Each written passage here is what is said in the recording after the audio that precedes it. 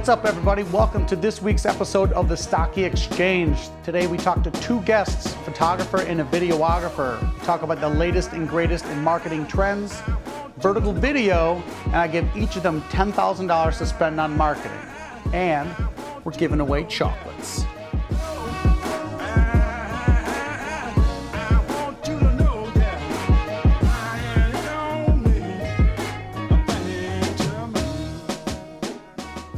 Hey everybody, thanks for watching this episode of the Stocki Exchange. Today I have two guests, Michael Kent and DC Hayden. Thank you guys for coming to the show, appreciate it. Thank you. Today we're going to talk about marketing, we're going to talk about photography and videography marketing, how they use marketing to launch their own companies, and also how they design marketing for all their other companies and their clients. So how they use photo and video to direct marketing for their clients, but also how they use marketing to promote themselves as professionals. So got a list of questions I'm gonna ask you guys. It's gonna be pretty fun. So we'll go through some questions, then they'll be able to ask me some questions. We're gonna go over the giveaway that we're gonna do on the show, and then we're gonna wrap it up and head out for the next show. So we'll get right into it. So one thing that's really hot right now in marketing, social media, is video. So video is the #1 most consumed piece of content. So DC, as you're the videographer, what role do you think that people can best utilize video for their marketing, and how is it evolving from where it was, say, even 5 years ago to the biggest sections that we're using now? I mean, it's so different per client and what they're doing. I look at it as there's like two different ways of approaching something. Some clients are looking just to get like content out, and others are a little bit more brand and marketing aware. So they're also concerned about the greater context and who they're reaching. But it really depends on what they're doing. Okay, well, let's take a real live example. So today we are selling GoPro cameras. Yeah. So they are very live. I mean, they really don't even market a lot. They use a lot of crowdsourced stuff themselves because people are using their product to get the camera, and they just use that. So what style of videography would you recommend, say, for GoPro, obviously being a video company? Yeah, I mean, just that grassroots kind of thing, like it's getting into everybody's lives. I mean, you're using the clients in that case to show exactly how it gets involved in their lives and how it opens up their great moments. Yeah, capturing all those moments, fantastic stuff. And then obviously photos, the second most consumed thing. Right. So how do you compete with video in terms of basically selling yourself to clients? Like, why hire a photographer instead of hiring a videographer? Right. And how do you rank their basically ROI? Right. So video, especially speaking to social media, video, depending on who you talk to, often feels like an ad, whereas still can feel like content. You have, you're flipping through your feed on your phone, you see a video autoplay and it's consuming bandwidth, and there's a lot of people who are just skipping right past that. They don't want to see that. Video takes time to consume. A good photo can grab attention and move on. You know, whether our ADD culture is a positive or negative, we are consuming more, and we're consuming much more rapidly. So a still photo that can kind of serve to the product's need can really quickly showcase what you're trying to get across, how you want to say it, and more importantly, kind of the emotion tied to it. Going back to your point about our ADD and the culture of being short or being quick, is we used to watch 5-minute videos on social media, and then it's 4 minutes and 3 minutes, and now it's like, now we have Snapchat, we have you have 6 seconds, 10 seconds to get things across. So creating micro pieces of video is a really popular thing now. Is instead of creating 1 3-minute piece which talks about your product or service, it's like, all right, let's make 20 5-6-second clips which get the point across but tell a story. Because people's attention spans, to get them to watch a 3-minute video and pull everything you want out of that is difficult. So micro content, I think, is a really great way that a lot of companies are going. Yeah, Yeah. showing lots of little pieces as opposed to showing like a really long segment. That's really tough in video. Like any client I have, like getting them to really shrink their video down. But Always want to just, let's talk about this and that, and the Yeah, whole oh, kitchen yeah. sink. They're talking about way too much, and Yeah. people can't absorb that much information. It's got to be straight to the point. Like, I mean, when I talk to clients about marketing, it's let's create a concept, choose exactly what one thing you want them to know, and by the end of that video, you want to say that one thing for them to remember like 5-6 times, because then they'll remember that one thing. But if you tell them 35 things you want them to remember, yeah. it's not going to happen at all. Plus, on top of that, especially younger culture is so marketing savvy. They've been advertised towards and at consistently, and so the most successful brands are often, instead of marketing at their clients, they're telling a story that the client wants to consume. They are showing a photo, a video of something that is exciting and engaging, and yes, it's brand, but more importantly, it's lifestyle, right? It's something that the client looks at, the end user looks at and goes, that's me. They see themselves in that product, and then they move on. And you reinforce that over and over again through really good stills and really good video, and that whole thing comes together. So you ask why or how do you compete stills versus video? You don't. Stills and video work together hand in hand to really create a full lifestyle brand, or a product that a consumer wants to be behind, wants to be part of. And I think a big point of choosing companies are like, well, should we create a brand video, or should we hire a photographer to take a bunch of things? And I think a lot of that has to do with your distribution. Where are they going to be used? How are they going to be used? If it's only for social media, you could use both, but what's your strategy in distribution? If it's only Snapchat, well then you better get yourself some video. I think that's the biggest thing. A big transition now in social media is people are going back to vertical video because mobile phones are used upright, handheld, instead of turning them. We've traditionally always had high def, widescreen video, and they just kept getting smaller and smaller and smaller because you can get more in the photo, but people aren't consuming media like that. So tell me what you guys think about that transition, and what is that going to mean for Well, I see it like designing? with videos, like with Facebook or something. It'll just play cropped in, and you wouldn't know. I know to switch my phone over so that I have the long version, but it's definitely something to be very concerned about if you're going to create something, depending on what you're releasing it on. I think anybody that's looking to actually watch a video is going to know to flip their phone sideways. They want to see that whole cinematic. They want to have that cinematic experience. But if you know that your audience is just for that quick, like let's get some information, or it's just kind of hitting you about whatever's kind of going on, they're going to want to watch it upright. Yeah, a really great thing with the distribution of those videos on Facebook, when you create an ad, a video ad, you can select where that ad is going to be served. So if it's on desktop, you can upload a video which is horizontal, horizontal. And then if you create the same ad twice, but you only have it visible on mobile, you can use a vertical version of that video. Oh, that's cool.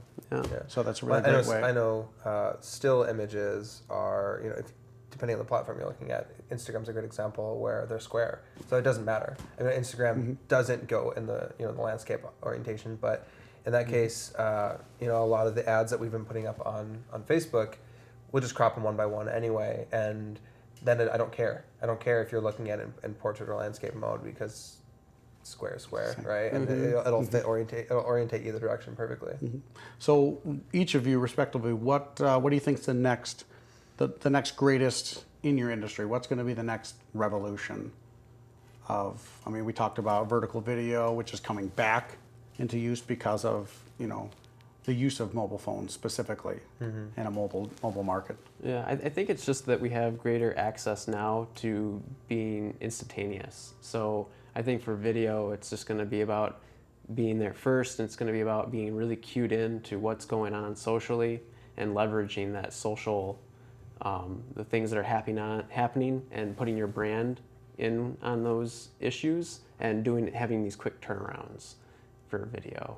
So, I mean, it could go anywhere, that way. But I think being quick and having those abilities to really reach out and grab the audience right when it's going on will be huge. So reaction time and How does that affect you as a creator of this video with, obviously, time, quality, and price are usually correlated with how well you can create a video. Sure. So Yeah. there's a big push for user-generated content, and sometimes it doesn't have to be the most fancy-looking video. It's more about what happened to happen in a second, or how quickly you can react to something, like how Oreo's tweet reacted during the Super Bowl when the power went out.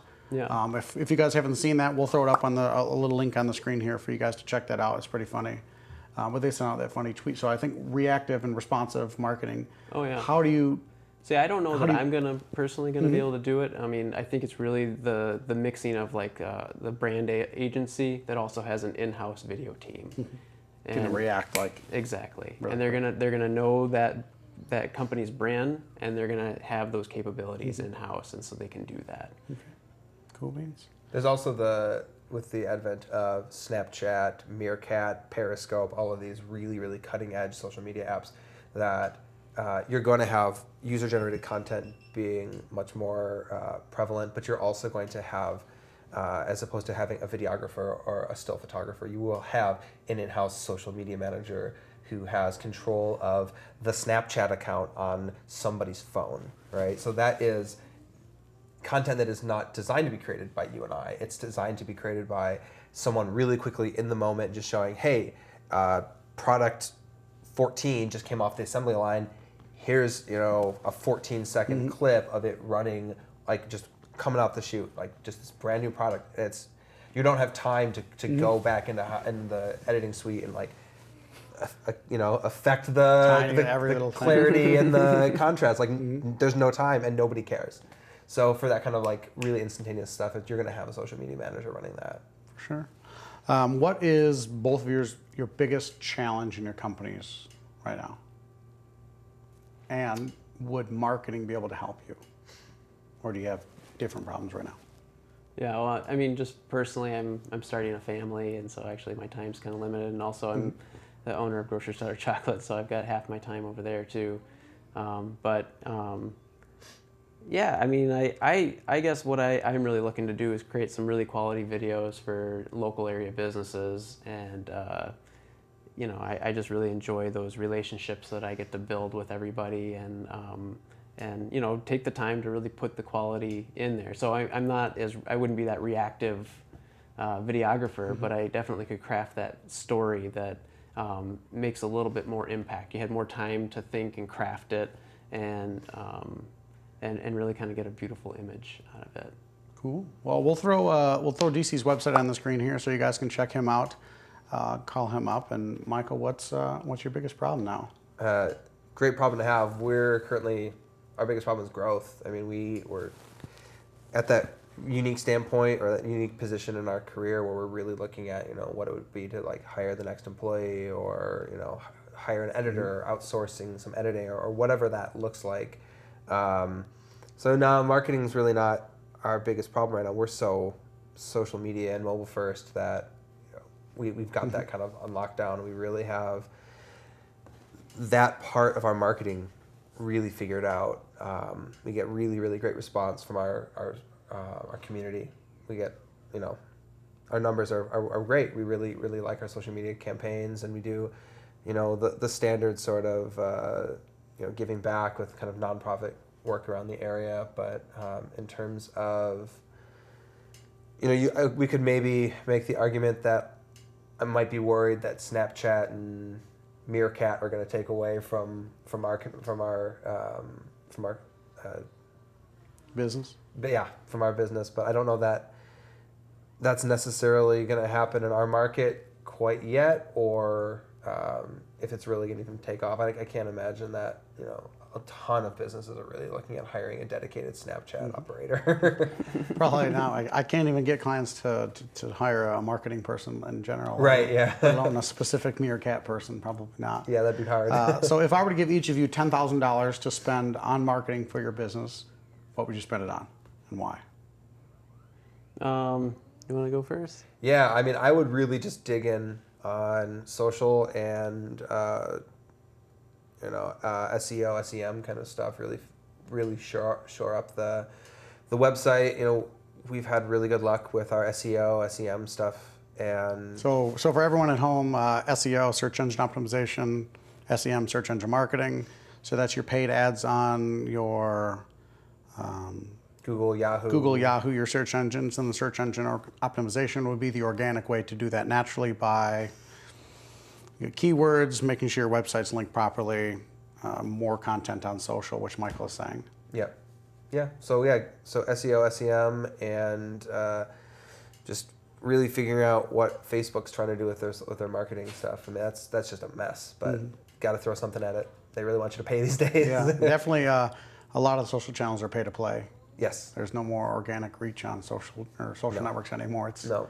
You want your tweet to get seen by everyone, you got to pay to promote it. It's all been monetized. It's not the Wild West anymore. No. It was fun while it lasted. Exactly. 10 grand Yeah. in your hand, we can do. I don't know. I think I'd have to hire somebody to help me put it to good use. I'm not exactly sure how I'd use 10 grand. So here, find something. I'll tell you what you could spend 10 grand on. Yeah, in your sure. position, if I was in your position, you want to spend half your time with your company, your family, other half of the time with the business would be definitely hiring, or building a network of people which can help work with you and for you, because obviously a one person, you can't do everything. You can't shoot, you can't schedule, you can't go out and get the clients, you can't market yourself, you can't do your website. Like, it's just impossible for one person to do everything. And that's one thing I really learned as an entrepreneur, is learning that I can't do everything. As certain people, it's just like, yeah, it costs money, but it's easier and cheaper just to say, here's a fight, but it's done in 2 weeks and it's done professionally. It's done how it's supposed to do. But definitely, a business development person for you, or some kind of salesperson, to go out there and, build your network first, and then go out and tell everyone about all the amazing work you've done. Take every one of your videos, put scheduled posts on Facebook, and promote the heck out of them, and say, call me to make this video, call me. Yeah. Hit social hard, Facebook dark posts, target it straight to the business owners that you want to know. You got an age range, demographics, Yeah. boom, boom, boom, boom, boom, hit them over, create little 10-second clips of your, Where's my pen? 10-second clips of your videos. Like I said, people's attention spans, forget about it. Like, Yeah. Oh, yeah. Snapchat for you is pretty much irrelevant unless you're hiring, unless you're getting 13-year-old girls to buy videos from you, but probably not. Right. So we talked a lot about social media, how you guys are using that for your brands already. But each of you being pretty much the sole proprietor of your business, how important is your personal brand to your overall business success? Oh, I think extremely important. It's all about those relationships and the quality of work that I do. So, Michael? I'm actually not a sole proprietor. My wife is my business partner, Brooke Allen, and it's interesting how my personal social media experience is completely branded, whereas hers is completely not. I shouldn't say not completely. She's much less. Mine is. If I post anything on my personal Facebook page, on my Instagram, I just consider it marketing. I spend so much time interacting with clients on Facebook and sending private messages, sending public messages, sharing and tagging and posting and all this kind of stuff, that my page is Ellington Photography. What about non-digital branding? So your real life. Definitely. Yeah, I spend too much of my time out there, shaking hands and going to social events and that kind of stuff, which, is good, but also keeps me away from the studio. For sure. Obviously, you guys know internet web marketing, everything is becoming extremely mobile first friendly. Everything's designed for mobile first, because we're spending more time on our mobile phones now than we are on desktops. Right. 9 out of 10 adults in the US are never more than a hand's reach away from their cell phone 24 hours a day. So what would you guys do, or what are you doing to kind of really focus on the mobile first mentality of your target markets? Yeah, we really have our site designed to be incredibly mobile friendly. Everything just from simple big blocky buttons when it's activated through a mobile browser, to spending a lot of time on Instagram, to really just spending the time that your site is completely comfortable being on a mobile browser. Yeah. All the way through the purchase process. From Yep. first time they hear your brand all the way to Yep.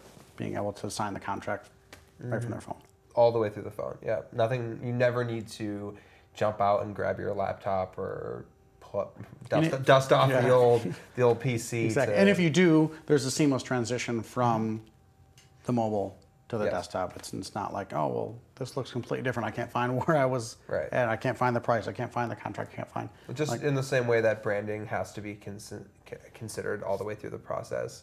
And this is actually, for us, has been a fairly new development, is really making sure that step by step, you're not lost across the process. You know, in the past few years, we've been really hammering on our workflow to make sure that when somebody has sold themselves on, I shouldn't say sold themselves, when somebody has decided for themselves that they would like to use our services, that it's not a multi-stage process to figure out, how do I do this? You know, you ask, can I purchase your service? And then from there, you know, it's very obvious where you are along the process. From as simple as, I hope they got my email, down to, okay, we photographed some beautiful things on a great sunny day, like, what do I do next? Like, there's a big consideration across the board of how do we make sure that they know where they are, and also considering like what device they're using to make sure that if they don't need to have a big honking desktop computer to make sure that they get like contract signed, payment figured out, they can see their photos, all that kind of stuff. make it easy for the user. DC? I feel like we need to have an infomercial where I'm the guy that's fumbling with stuff, and you got it all. But no, I'm a person that's just doing it all myself, and I think I've fumbled my way through a lot of it. But I know there's like, just hearing the stuff that you're going through, I've dealt with a lot of that same kind of stuff, but I'm not at that. I don't have it zeroed in quite like that. You know, like even with my website now, if you bring it up, I've got an image on there that's too big. So it takes a moment to load, and that doesn't work well. So Yeah, I mean, there's lots of opportunity, but you've obviously been able to run off the success that you've had by creating quality video. So it's not always necessarily you have to be the latest and greatest in social media, and you have to be awesome at your website, and you have to have the full process completely down to the T, because at the end of the day, people want to hire you for your work, and I think it's where photo and video can come in.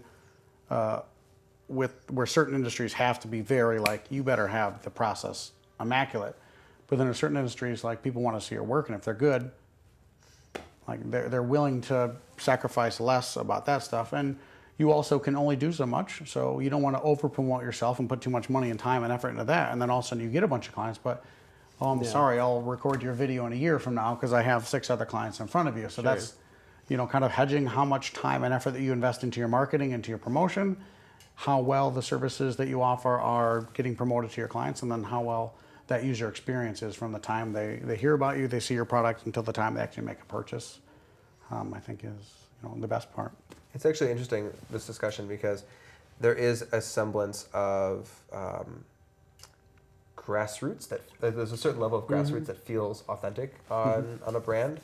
Whereas if I were to have that hypothetical $10,000 and I was able to completely, start from scratch on my site, because I built everything from scratch. I now have a web developer that does, most of our work for us, but I'm still playing in the back end. I'm, making things work. But if I were to be able to completely start from scratch and like build this very fast, sleek, polished website, I don't know if all of our clients would actually respond more favorably to that. There is a sense of a site that is like, hey, I'm not a web developer, I'm a videographer. Yeah, and sure. sometimes, a little authenticity goes a long way. You can say, if you wanted a polished website, I can get you a web developer. But if you want some really nice video, here's my work. And I think that's one of the biggest misconceptions or frustrations and like kind of overwhelming feelings that a lot of business owners have is they read the news, they hear the news, they watch shows, and they see other people's websites that are just like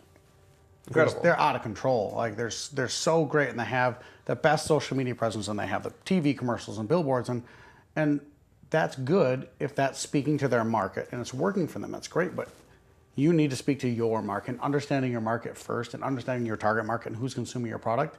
And how do they want to receive information is more important than having all the glitz and the glam and fashion stuff. Because if the people don't want that, then you've just wasted a lot of time and money creating a shiny car. Where I just want to buy, you know, an old beater. So know your market and then use your marketing to target that people specifically and how they want to receive it. Yeah. Well, we're fortunate too because our work actually advertises for itself. You know, we hand Exactly. it over to the client and they're putting it out there and they're like, well, who made that video or who took that photo? And then exactly, you guys have which that. has been great. That luxury, so, which is social media is so good to us. But on the other end, it's also a double-edged sword because if you're creating not quality work and, you know, then you really can lose a reputation pretty quickly if you, and the advent of social media, yay, they like the photo, but maybe you're a really bad person to deal with and you're terrible and you were late and you try to charge them too much or you sent the bill 6 months later. Like all the different aspects of the business, I think all have to play together. It's not just the marketing part. So it's great that you develop products which market themselves, but all the other things got to go along with it.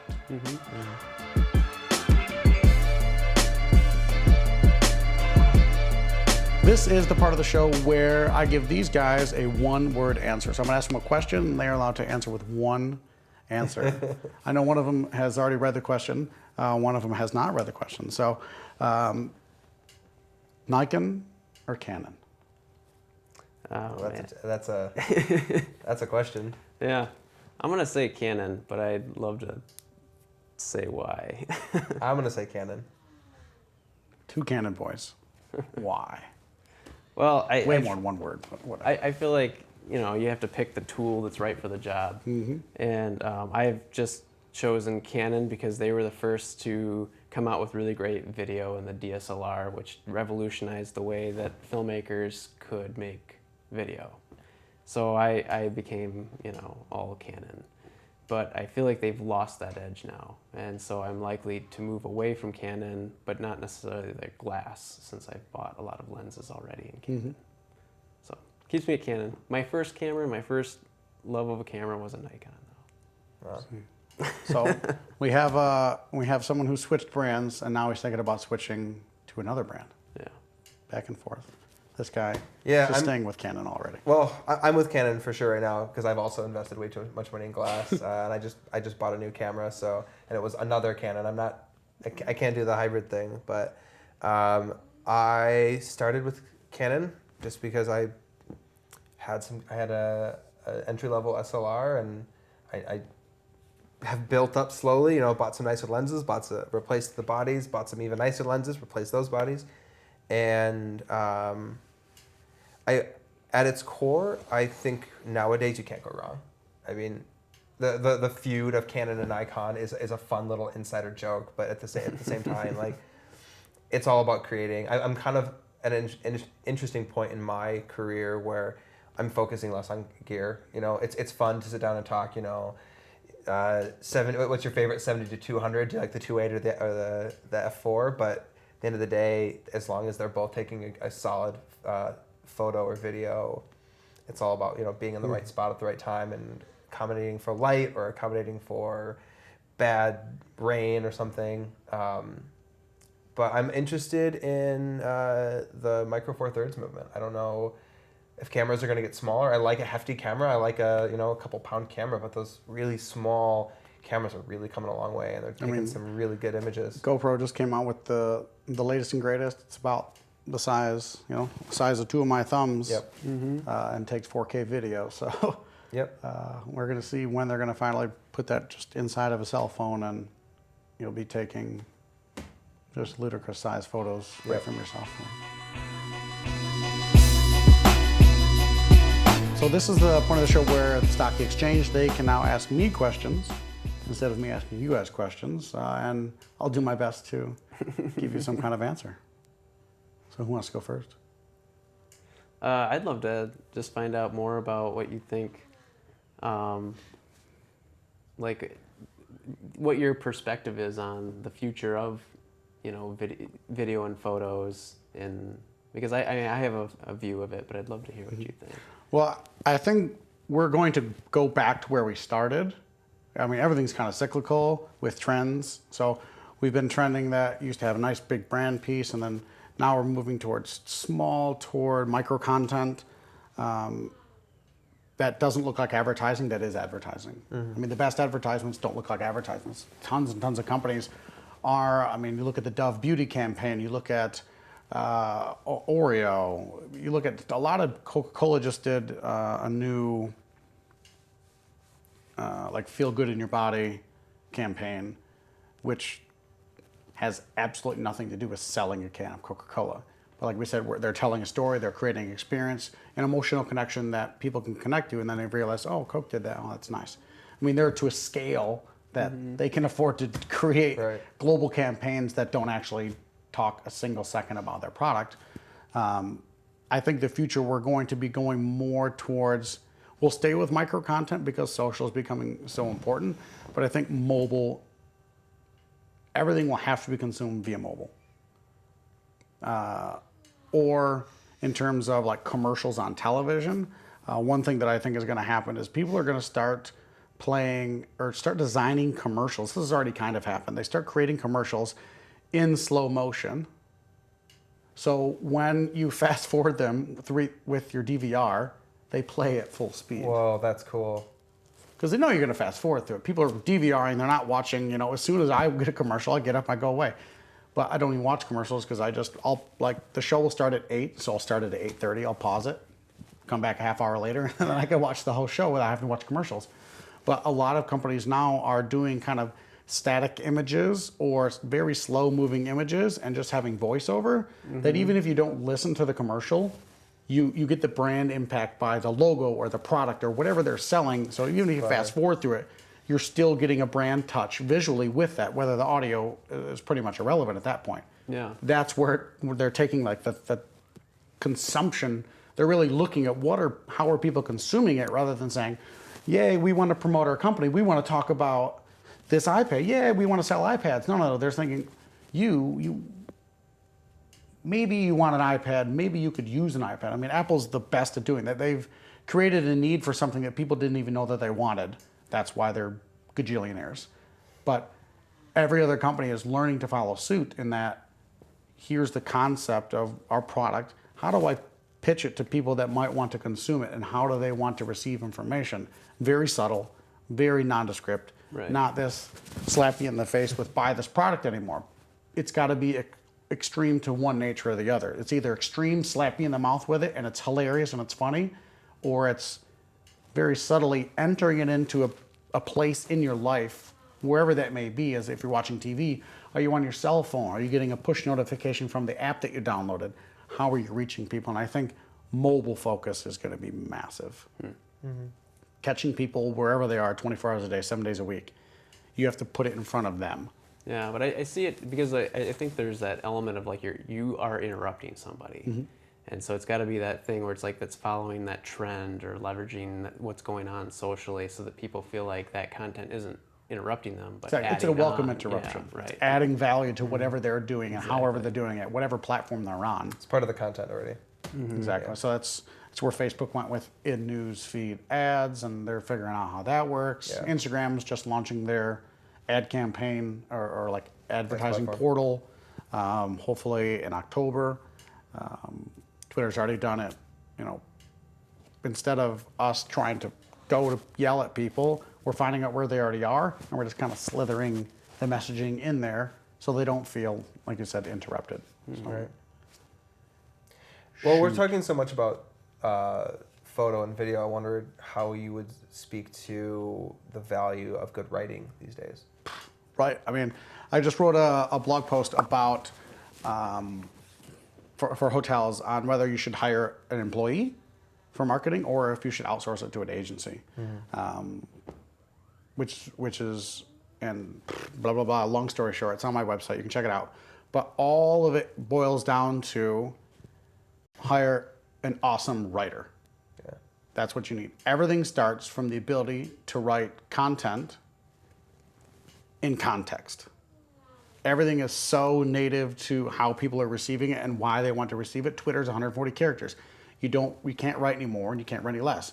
Facebook, people have a different way of consuming media. They want it longer, shorter, photo, video. Instagram is photo, a ton of hashtags. Like, that's the context of where you're distributing information.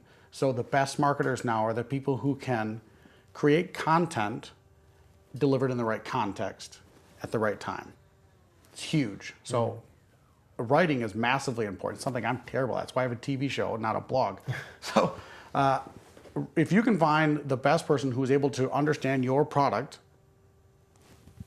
and then be able to deliver it in a way that each individual context of each individual network wants to read and receive it, that is the most valuable person. You can hire a videographer to create the video part of it. You can hire an intern to, I don't know, bad analogy. Like all the distribution parts of it is time consuming. But if you have someone who has the writing ability and strategy to understand how each individual place wants to receive the message, you can hire someone to distribute the message. But you have to have the person to know how to write your message in a way that people want to read it. And hiring the intern to manage all your social media networks and just copy and paste the same exact post all over the place, you're just yelling at people. Like you're not talking, you're not creating a conversation. Social media is all about the conversation.